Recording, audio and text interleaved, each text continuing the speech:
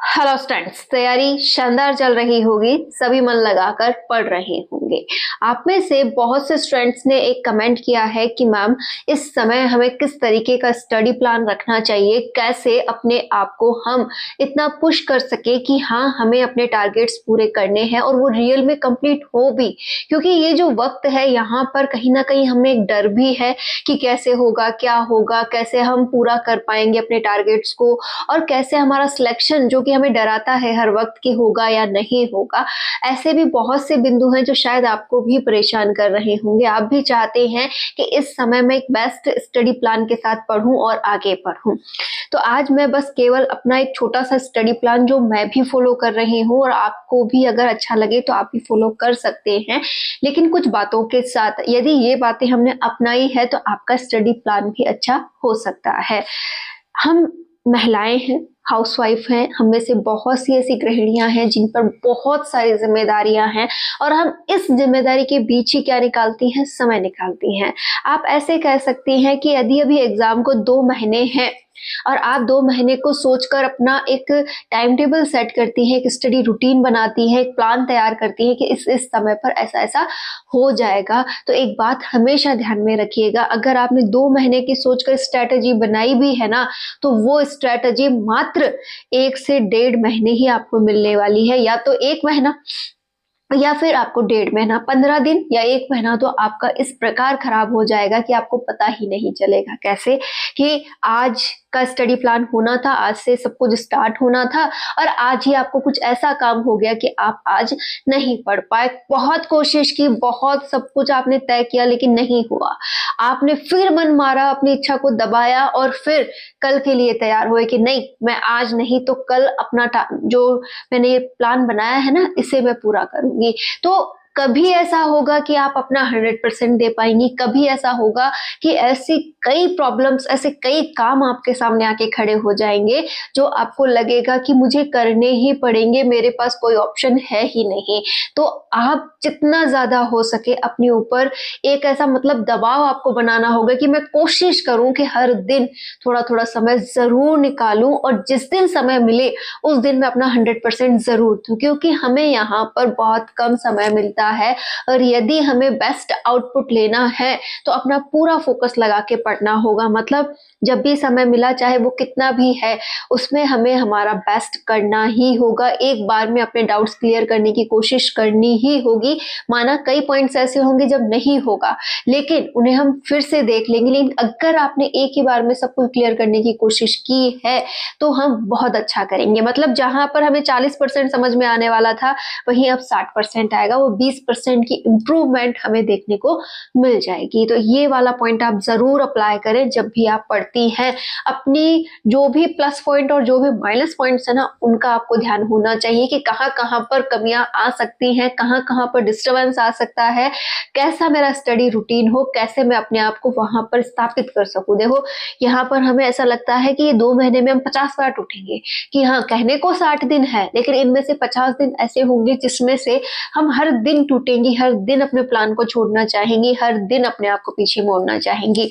लेकिन हमें इनमें भी डटे रहना है और वो 10 से 20 दिन जो हमें अच्छे मिलेंगे पढ़ने के, उनमें भी डटे रहना है। कुल मिलाकर आपको आपका माइंडसेट स्ट्रांग रखना होगा और जो मिल रहा है उसमें 100% करना होगा। डाउट क्लियर हो गया? अब देखिए, अगर आप सुबह उठ पाती है, फिर से बोल रही हूँ, अगर आपका सुबह उठने का रूटीन बहुत शानदार है, आप उठ पा रही हैं, अब नया रूटीन आप नहीं स्टार्ट कर सकते, लेकिन एक कोशिश जरूर कीजिएगा। आप सुबह अगर उठ पा रही हैं तो सुबह जल्दी उठकर आप जब तक काम की नहीं लगती हैं, आजकल 6 बजे के समथिंग आपको लगना ही होता है क्योंकि बच्चे भी स्कूल जल्दी जाते हैं, तो 6 बजे तक का जो समय है उसमें आप कोशिश करें कि आप थोड़ा बहुत पढ़ पाएं और उससे पहले आपका थोड़ा बहुत तैयार हो जाए, क्योंकि वो पूरे दिन की एनर्जी आपके लिए तैयार करता है। इसके अलावा वो महिलाएं जिनको सुबह उठना नहीं होता है, उनके बेबीज रात को टाइम पर नहीं सोते हैं या फिर रात को जग कर खेलते हैं, जैसे छोटे बेबीज, तो आप रात को अच्छे से नींद नहीं ले पाती हैं। कोई बात नहीं, आप सुबह नहीं उठ पाती हैं तो अपने पूरे दिन के शेड्यूल में, कि हाँ जब से आप उठ चुकी हैं, 6 बजे के समथिंग आप उठी हैं, तब से लेकर रात को सोने तक के समय में आप कुछ ऐसा एनर्जेटिक समय जरूर निकालें जिसमें आप बहुत अच्छा पढ़ सके। आप एक और काम कर सकती हैं कि जब भी आपके काम करने का समय हो उसमें आप खींचतान करके समय निकालने की कोशिश करें। जैसे इन दिनों थोड़ा सा मौसम ही इस प्रकार का रहेगा कि थोड़ा आंधी जैसा मौसम है, थोड़ी बारिश जैसा है, तो आपको कोशिश करनी है कि आप ज़्यादा साफ सफाई के चक्कर में ना आए। थोड़ा ऐसा अपने आप को डील करें कि हाँ, ये आंधी का जो मौसम है इसमें पोछा वगैरह मेरा वैसे भी खराब हो जाएगा, तो मैंने एक दिन लगाया तो एक दिन नहीं लगाऊं तो भी चल जाएगा। मतलब अपने आप से आपको वो पॉइंट शेयर करने हैं जहां से समय बचेगा। ये वाला जो काम है अगर आप जितनी जल्दी कंप्लीट कर लेंगी फिर आप दोपहर में भी अच्छा खासा पढ़ सकती हैं। यहाँ पर आपके अगर छोटे बेबीज हैं तो वो भी सो सकते हैं। आप अपने बच्चों को भी कुछ अदर एक्टिविटीज में लगा सकती हैं, और स्कूल जाते हैं तो वैसे ठीक है, आप कैसे भी करके दोपहर के समय को अपने लिए यूज कर सकती हैं। उसके बाद शाम को भी आप जल्द से जल्द काम कंप्लीट करने की कोशिश करें और एक अच्छा खासा समय आप रात को निकाल सकती हैं। कई ऐसे स्टूडेंट्स आपको देखने को मिलेंगे जो रात को पढ़ना पसंद करते हैं, तो आप कोशिश करें कि दिन में एक अच्छी खासी नींद आप ले, जैसे 1 से 1.5 घंटा 2 घंटे की नींद अगर आप ले लेते हैं तो आप रात को भी लंबे समय तक पढ़ सकते हैं। तो आप पे डिपेंड करता है कि आप कौन सा प्लान अप्लाई करती हैं। बस हमें ये ध्यान में रखना है कि अब जो पढ़ाई है वो 6 से 10 घंटे रिक्वायर्ड है, इससे कम में काम नहीं चलेगा। कि हमें पूरे दिन में 6 से लेकर 7 घंटे तो ऐसे निकालने ही हैं, या 10 घंटे तो इतने निकालने ही है कि हम अच्छा कर सके। मिनिमम 6 घंटे बोले हैं मैंने, इससे कम में हमारा नहीं बनेगा। अब 6 घंटे से 10 घंटे के बीच आपको समय निकालना है, और वो आप कैसे निकालेंगे वो आप पे डिपेंड है। आप सुबह थोड़ा बहुत लेती हैं, दोपहर में थोड़ा सा समय लेती हैं, थोड़ा सा रात को लेती हैं, या फिर आप रात को ही प्रॉपरली पढ़ती हैं, या फिर आप सुबह ही प्रॉपरली पढ़ती हैं, वो आप पे डिपेंड करता है। आप अपनी परिस्थितियों और अपने जो भी आपकी दिनचर्या है उसके अनुसार वो समय निकालिए, लेकिन कोशिश कीजिए 6 से 10 घंटे हम निकालें, क्योंकि हमें दोनों पेपर्स मैनेज करने हैं, दोनों में ही हमें पास होना जरूरी है। ऐसा नहीं कि मात्र एक पेपर से हम पास हो जाएंगे, दोनों में ही 40% लाना अनिवार्य है। दोनों पेपर को भी अगर हम अच्छा खासा समय देते हैं तभी जाकर हम वहां पर ये कोश मान पाएंगे कि हाँ हमारा बहुत अच्छा हो सकता है। तो आपको यहाँ पर अधिक समय की जरूरत है। आप क्या करना है, कैसे करना है, इतने से समय में हम ये तो नहीं कह सकते कि हम फर्स्ट पेपर के 10 सब्जेक्ट एक साथ पढ़ लेंगे, ऐसा बिल्कुल नहीं हो सकता। अब हम मैथ को तैयार कर लेंगे, नहीं हो सकता, क्योंकि 2 महीने में पूरी मैथ ही हमसे नहीं होगी। कैसे हम एग्जाम के लिए तैयारी करेंगे? तो मैथ जैसे सब्जेक्ट के लिए भी मैं आपसे यही कहूंगी कि आप क्या करें, जो भी अपने इंपॉर्टेंट टॉपिक्स हैं जो पुराने पेपर्स में पूछे गए हैं, मात्र कुछ टॉपिक्स ऐसे चुन ले जिन पर आपको लगता है कि क्वेश्चन बनने के चांसेस हैं, आप केवल उन्हें तैयार कर लें। मैथ का केवल इतना रखें। इंग्लिश के साथ भी आप सेम स्ट्रेटजी लगा सकते हैं कि जो भी पेपर्स में क्वेश्चंस पूछे गए हैं उस आधार पर जो टॉपिक्स हैं उन्हें आप तैयार कर ले। तो ये दोनों ही आपके लिए अब चॉइस वाला काम करेंगे कि छोड़ना भी नहीं है, लेकिन क्वेश्चन वो तैयार करने हैं जो पुराने पेपर्स में आए हुए हैं, उनसे रिलेटेड टॉपिक आपको पूरा पढ़ लेना चाहिए, ताकि आप थोड़ा बहुत इन्हें कर सके, थोड़ा बहुत अटेंड कर सके, आपका अच्छा खासा यहाँ से निकल जाए।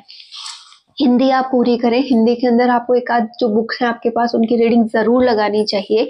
इसके अलावा 3-4 सब्जेक्ट ऐसे हैं जिन पर आपको पकड़ बनानी है। पहला हिस्ट्री, हिस्ट्री को आप बहुत अच्छा तैयार करें। साथ ही आपके पास रहेगा साइकोलॉजी और एक रहेगा एजुकेशन मैनेजमेंट, या पॉलिटी और ज्योग्राफी में से आप किसी एक को चुन लें। 3-4 सब्जेक्ट ऐसे हैं जिन पर आपको पकड़ बनानी चाहिए। इनके बिना हम फर्स्ट पेपर को क्लियर करने की उम्मीद नहीं कर सकते।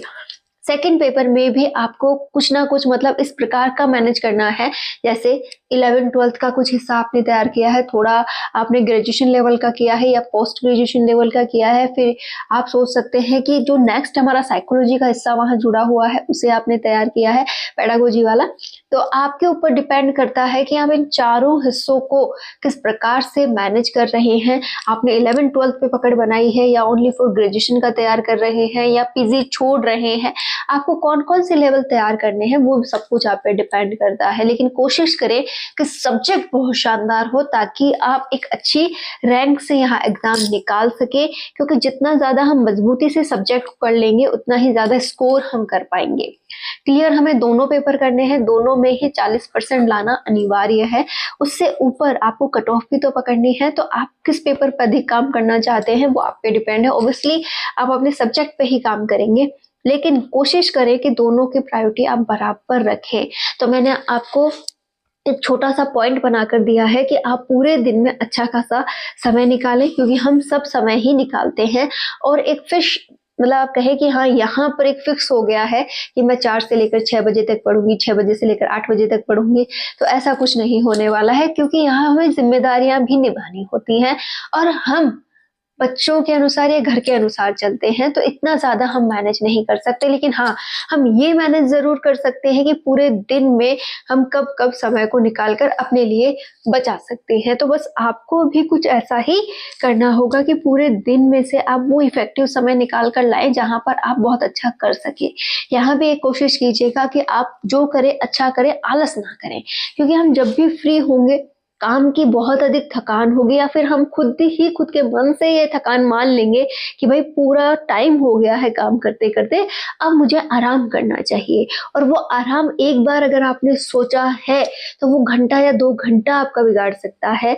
तो आप कोशिश करें कि सडनली आपको पढ़ने को बैठना ही है, ऐसी जगह पढ़ने जाएं जहाँ पर सोने उठने की ज़्यादा व्यवस्था ना हो, और अपने आप से प्रॉमिस करें कि चाहे कितना भी आलस आए, यहीं पर भगाना है, पानी वगैरह पीना है और सोने बिल्कुल नहीं जाना है। तो आप जितना अपने प्रति स्ट्रॉन्ग रहेंगे, अपने आप को एक प्रेशर कर देंगे कि हाँ मुझे करना है, आप उतना ही बेटर कर पाएंगे। तो कभी भी आपको अपने मन का नहीं सुनना कि भाई आलस करो, आप बस मन को सुनाइए कि मुझे क्या करना है। तो स्टडी प्लान में बस इतना ही आपको ध्यान में रखना है कि जो भी टाइम मिल रहा है बेस्ट करना है, 100% देना है, अपना पूरे ध्यान से उसे पढ़ना है। हम उतना कर सकते हैं जितना जो एक नॉर्मल स्टूडेंट है जो कि बहुत अच्छा समय निकाल रहा है पढ़ने के लिए, जिसपे कोई जिम्मेदारी नहीं है, वो जो अच्छा कर रहा है उससे भी बेटर आप कर सकती हैं यदि आप थोड़ा फोकस के साथ जो पढ़ें वो अच्छा पढ़ लें। यहाँ पर स्टडी प्लान में आपको दोनों पेपर को मैनेज करते हुए चलना है कि हाँ दोनों को ही हम इक्वल प्रायोरिटी दें। केवल अपने सब्जेक्ट को पढ़ने से भी हमारा सिलेक्शन नहीं हो सकता और केवल फर्स्ट पेपर को तैयार करने से भी हमारा सिलेक्शन नहीं हो सकता। आप दोनों पेपर को इक्वल प्रायोरिटी के साथ तैयार करें। फर्स्ट पेपर के इंपॉर्टेंट सब्जेक्ट मैंने बता दिए हैं, हिस्ट्री है, एजुकेशन मैनेजमेंट है और साइकोलॉजी है। तो इन तीनों पर आपकी पकड़ होनी चाहिए। साथ ही आप कोई एक एक्स्ट्रा सब्जेक्ट जैसे पॉलिटी, ज्योग्राफी, करंट अफेयर्स इनमें से भी देख सकते हैं। यहाँ पर आपका फर्स्ट पेपर अगर 40% से अबो की तैयारी रखता है तो आप सिलेक्शन की उम्मीद कर सकते हैं। साथ ही अगर आपकी सब्जेक्ट पर पकड़ है तो भी आप यहाँ बहुत अच्छा कर जाएंगे। इन दिनों जो टॉपर्स का रिजल्ट आया है, जिन्होंने बहुत से इंटरव्यूज में भी बात की है, तो उन्होंने भी यही कहा है कि फर्स्ट पेपर जो था उन्होंने केवल इतना पढ़ा है कि वो 60% या 70% की तैयारी उसमें से बेटर कर सके। अदरवाइज सेकंड पेपर जो उनका सब्जेक्ट था उस पर उन्होंने बहुत अच्छा वर्क किया है ताकि उनको सिलेक्शन मिल सके। तो दोनों का कुल मिलाकर ये रेशो निकल कर आया कि उनकी बहुत अच्छी रैंक आई है और वो सिलेक्शन ले पाई है। तो कुछ ऐसा आप भी कर सकते हैं। मैं भी कुछ ऐसा ही स्टडी प्लान अपना रखती हूँ और आपसे भी मैंने वही शेयर किया है कि पूरे दिन में आप इफेक्टिव समय निकालें। मैं सुबह समय निकालती हूँ, थोड़ा बहुत मुझे दोपहर को मिलता है और रात को भी मैं पढ़ने का समय निकाल लेती हूँ। तो कुल मिलाकर आप भी एक अच्छा खासा स्टडी रूटीन बना लीजिए और उसके अनुसार चलना प्रारंभ कर दीजिए। All the best.